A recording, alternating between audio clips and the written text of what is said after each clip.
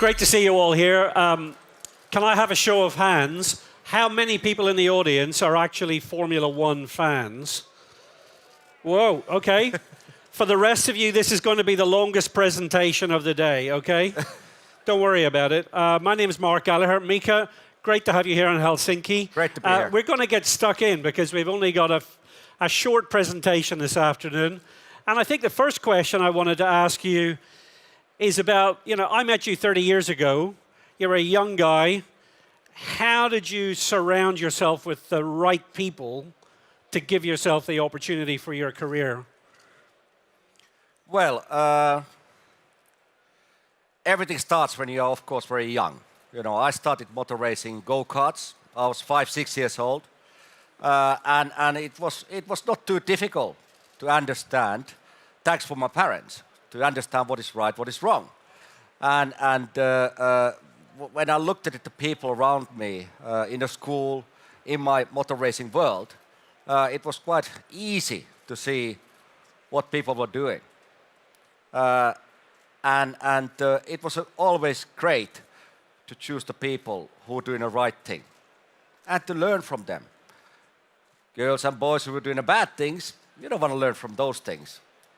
So it was quite easy to found this mentality, how to get successful. And of course, when you get older, more experienced, you go different categories in motor racing, you continue to carry the same momentum in today's world. Now, Mika, whenever you got into Formula One, you drove for the Lotus Formula One team, and then you joined McLaren, and you found yourself as teammate to a guy by the name of Ayrton Senna, who I think most people will remember was quite a legend at that time in Formula One. Would you regard Ayrton Senna as a kind of mentor? Did you learn from working with a guy like that? Because I think mentoring always helps a young person develop their career. And from your perspective, Senna was the best possible kind of teacher. That's true. Ayrton Senna was unbelievable.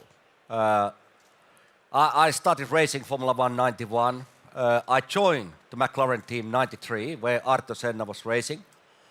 And those years, 91, 92, and earlier in my career, I thought, I know everything. I'm the best. I'm the most talented. Nobody cannot beat me. And which is great. It's a good feeling.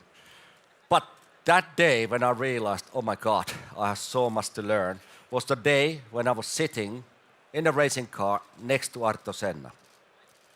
And I was very fortunate because when I went to the very first qualification, the Grand Prix with Ayrton Senna, I kicked his ass. Oh, sorry, my words. Kick his butt. And I was quicker than him. But people were asking, said, Mika, how did you do that? You are competing 3 times world champion. I said, it's normal. That's why we Finns, that's where you have to think. You have to think inside you are the winner. But it made me to really realize that way when we started doing more Grand Prix together, that way actually I didn't know nothing. So I started learning. I said, hey, Mika, now start learning, listening how he works, listening how he talks, and suddenly I start collecting more information, and I realized that way, Mika, you have a long way to go before you're going to be a winner of the Grand Prix, the champion of Formula One. And it took me 7 years before I won my first Grand Prix. But all those years were fabulous. I never look back and say, oh my God, it was awful. Now, Mika, you're talking there about learning from Ayrton Senna, spending 7 years working towards your goal of becoming a winner in Formula One. But there must have been moments, there must have been times where you suffered a failure, maybe a personal failure, you made a mistake, you weren't having a good weekend. And how do you cope with that? How do you regard those challenging moments when everything is not going so well on the plan? How do you recover from that? Oh, it's difficult. Very difficult. Again, every morning you wake up. Sunday morning, Grand Prix is happening. Look in the mirror in the morning and said, Mika, you are the best. And then you go to Grand Prix and then something happens. You are not finishing Grand Prix. You are not winning Grand Prix. and you're going home like, oh my God. You look in the mirror and said, what happened? And how you cope with that is analyzing what went wrong. Was it your mistake? Was it my mistake, what I did in a Grand Prix? Was it some kind of technical problem, failure in a car? So analyzing is most important factor. But of course, everything has a limit. You know, like I said, it took me 7 years before I won my first Grand Prix. So you can imagine, there's many times you look in a mirror in those 7 years. So comes the days when you're taking your towel, you go on the floor and say, that's it, I had enough. So what I have realized in those years is very important, not only analyzing, but to having a great team behind you, which helps you to talk, you know. When you are in a Formula One example, it's a very selfish business. You know, you have to be really selfish. And people really have to handle a lot of your, let's call it, a moaning. And you need a great supporter group behind you who listen to you, smart people who helping you to go forward. And then you lift your towel up against it, I'm not going to give up. I'm going to continue. I want to win together. So it's never, even you look in the mirror yourself, it's not about you. It is your team who is working for you. We are winning all together for the success, and that's the most key point. So Mika, one of the guys in the audience, I think it's one of the guys, Cracky asks on the app, was there ever a moment that you'd lost a race and you wanted to quit? Did you ever think of quitting because things were difficult? No, not really. I mean, when I have a failure in a car or I made a mistake myself with the car, I didn't stop there and said, that's it, I wanna stop it. It came after. You know, it came after when you talk to the media. You know, sorry to say like that, but very often because media is pushing you all the time. Mika, what went wrong? What went wrong? So most of the time, 90% of the time, it's discussing about the negativeness. So that negativeness makes you think like, again, I have to answer these questions. Again, I have to explain. So it comes a very horrible feeling inside. It's like you start thinking that way, I'm making excuses. Because very often you cannot, people who are not following the technical part of the Formula One and you are not finishing Grand Prix, they very often they think, he's making excuses again. Again, he didn't win because his name is not top of the chart. But there's a lot of technical stuff what goes in the background. So those are the times, but never when the car stops and I make a mistake, I never thought that way, it's over. It comes after.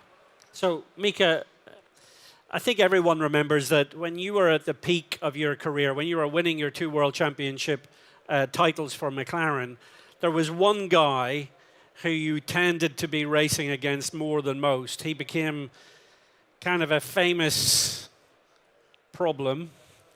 His name was Michael Schumacher. And Michael and you, it was the Schumacher Hakkinen era of Formula One. How did you deal with the pressure of competing against a guy like Michael Schumacher and a team like Ferrari? And was that pressure internal or was it coming from Michael? How did you cope with that pressure? How did you deal with that competitive landscape?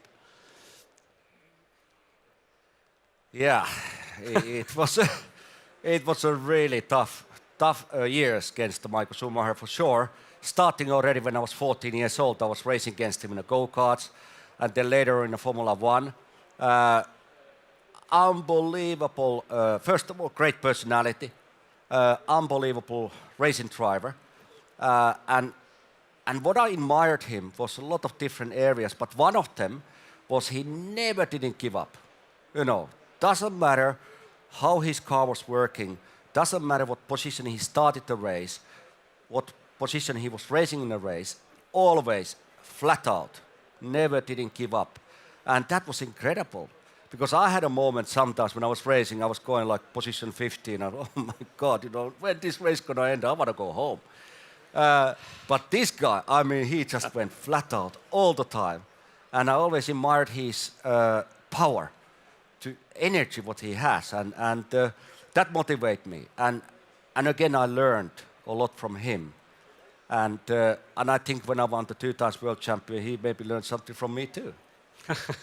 Now, Mika, one of the someone else has sent a question in here asking about your most memorable overtaking maneuver, and this is quite a good question to come off the back of the Schumacher discussion, because in Belgium at the Spa-Francorchamps circuit in 2000, you won the Grand Prix. And I have to say, you overtook Michael Schumacher in the most outrageous way. I think you were doing 300 kilometers per hour. Yeah, that's true. You went in one direction, he went a different way. There was a slow car in the middle. I think that guy had a heart attack when you went both sides of him.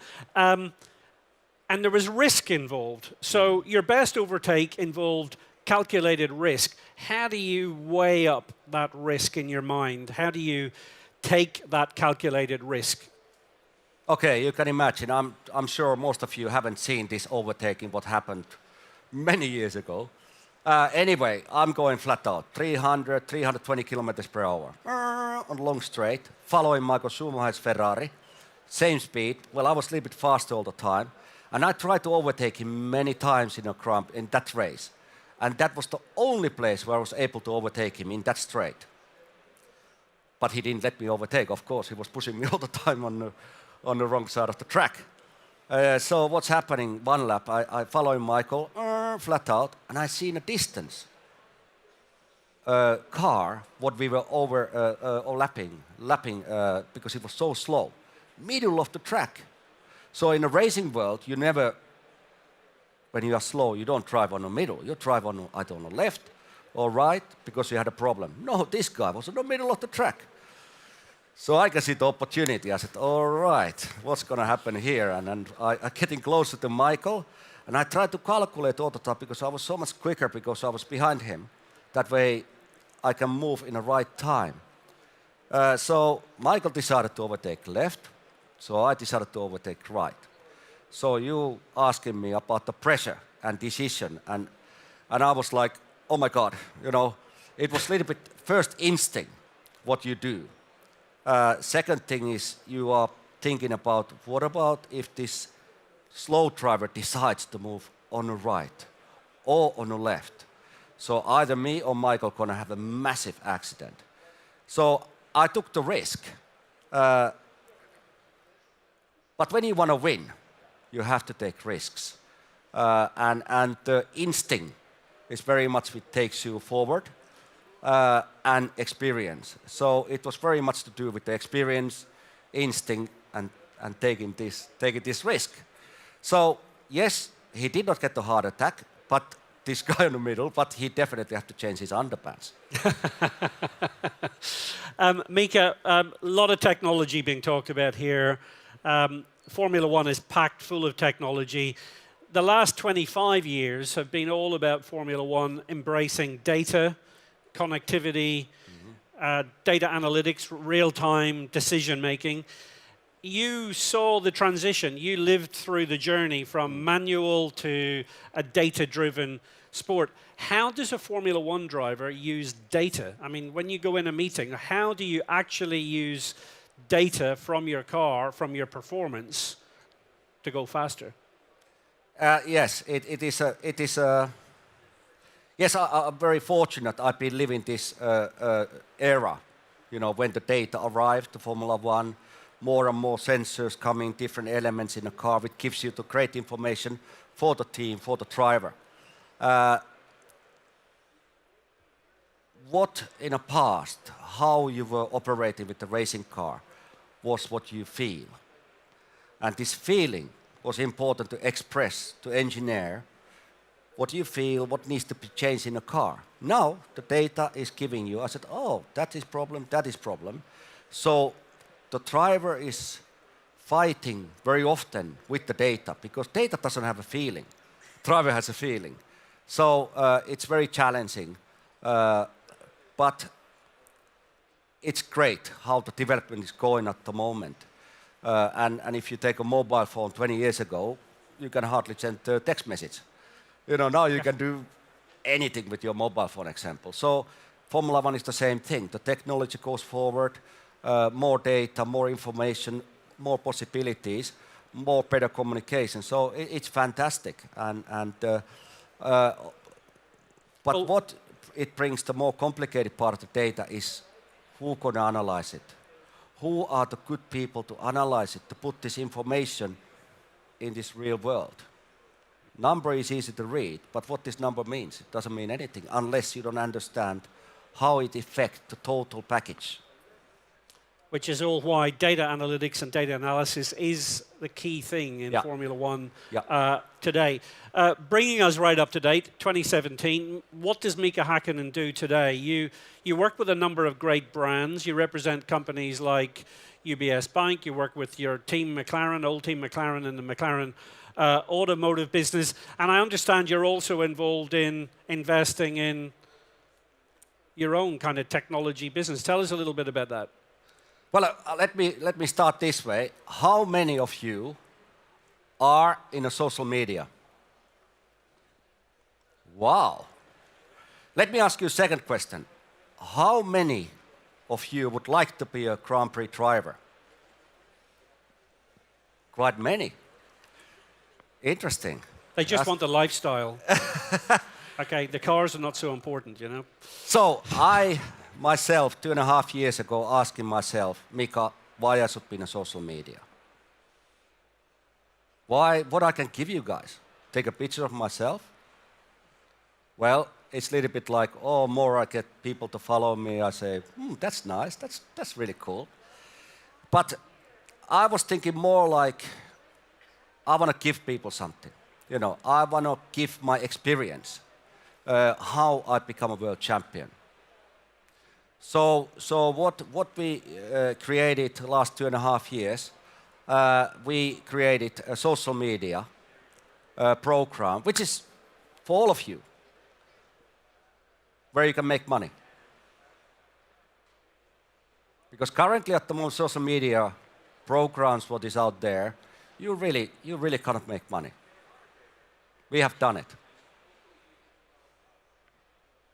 Good for It's you. called Insider. You can download it and look at yourself. Premium content. I love it. No one in this room expected Mika Hakkinen to come on stage and talk about premium content. So there we go. We have it from the 2 times world champion himself. Thank you. Thank you. Thank you. Thanks, Mark. We're going to wind up the session. One final thing that I think is quite important to mention. You've got quite an important birthday coming up in a few days' time. Can you just mention about the birthday that you're going to be coming to celebrate here? Oh yeah, this is great. I just want to congratulate Finland. 100 years old in December 6th. So I'm not going to sing, don't worry. I just want to say great for Finland, what they have done. Slush, all the members will be working here very hard for a number of hours flat out. They've done a great job. Very first time for me over here, and I enjoy enormously. Great people, great motivation. Finland, congratulations. Thank you very much, ladies and gentlemen. Thank you.